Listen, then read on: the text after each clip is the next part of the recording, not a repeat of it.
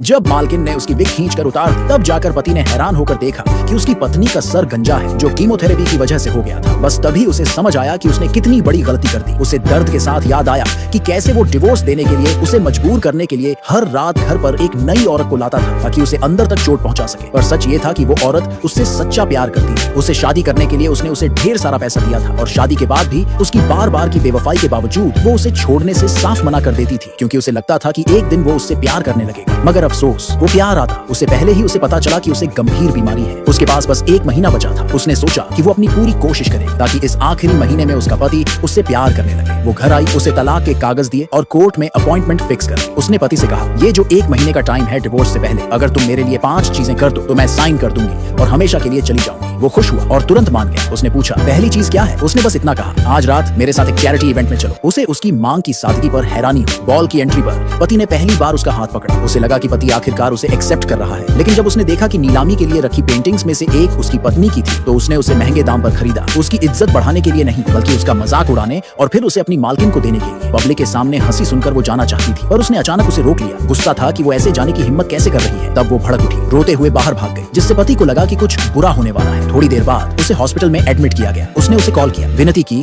कि वो उस शहर में उसके साथ चले जहां उनकी शादी हुई थी। पर वो एयरपोर्ट पहुंचते ही उसे मालकिन का कॉल आ गया और उसने अपनी पत्नी को अकेला ही टर्मिनल पर छोड़ दिया। जब उसने सोशल मीडिया पर देखा तो मालकिन गर्व से उनकी तस्वीरें दिखा रही थी। दर्द उसे चीर गया और फिर भी प्लेन से उतरते ही वो उन्हें फिर से साथ देखती है। वो चुपचाप निकलना चाहती थी, पर उसका पति गुस्से में आया, उसका सामान गिरा दिया और उस पर जानबूझकर उसे इग्नोर करने का इल्जाम लगाया। बिना कुछ कहे वो अपने कमरे में बंद हो गई, जहां मालकिन उसके पीछे आई और उसे गाली दी। पत्नी ने एक हाथ से उसे थप्पड़ मारा। पति तुरंत आ गया और अपनी मालकिन को बचाने के लिए अपनी ही पत्नी को मार दिया। जब उसने पूछा, अगर मैं एक दिन मर गई तो क्या तुम्हें दुख होगा? उसने बेरहमी से जवाब दिया, मैं 3 दिन और 3 रात आतिशबाजी करूंगा। उस रात उसने उसे घर से बाहर निकाल दिया। जब उसने उसे अगली बार देखा तो इलाज की वजह से उसके सारे बाल झड़ चुके थे, ताकि वो सच न जान पाए। उसने कहा कि उसने बस हेयर स्टाइल बदल लिया है। अम्यूजमेंट पार्क में उसने उसका ध्यान खींचने की कोशिश की, पर उसने उसकी तरफ देखा तक नहीं। माहौल हल्का करने के लिए उसने मालकिन को भी साथ आने के लिए बुला लिया। जब उसने उन दोनों को झूले में हाथ डाले देखा तो वो आखिरकार फूट फूट कर रो पड़ी। बेहोश होने के बाद वो हॉस्पिटल में जागी। कई दिन बीत गए, पर उसका पति कभी उसे देखने नहीं आया। तब उसे समझ आ गया कि सब खत्म हो गया है। उसने पति को आखिरी बार अपने हाथों से बना खाना खाने के लिए कहा, फिर डिवोर्स पर साइन करके हमेशा के लिए चले जाने को कहा। वो मान गया। उसने पति से अपनी सारी पसंदीदा डिश बनाने को कहा। शादी के बाद यह पहली बार था कि उसने खुशी महसूस की, पर उसकी ये शांति तब टूट गई जब मालकिन अचानक आ गई और झटके से उसकी विग खींच कर उतार दी। सब सन्न रह गए, डर और हैरानी से पत्थर बन गए।